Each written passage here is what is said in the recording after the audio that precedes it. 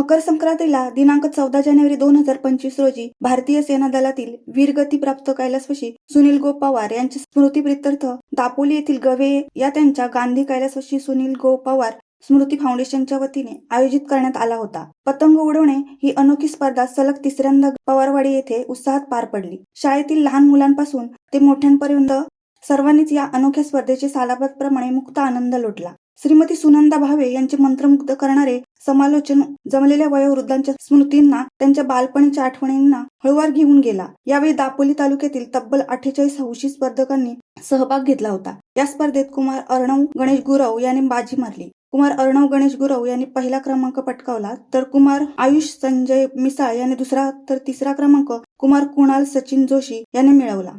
तर अनुक्रमे चौथा व 5वा क्रमांक श्री प्रतीक दीपक पुणेकर व बाल कलाकार कुमार स्वराज सुदीप लिंगावळे यांनी काबीज केला।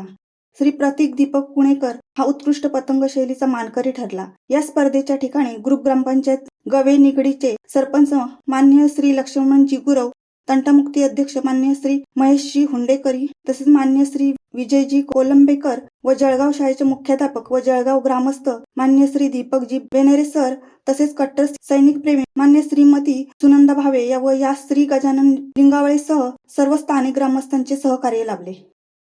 शिवसत्ता टाइम्ससाठी देवेंद्र मोरे, दापोली।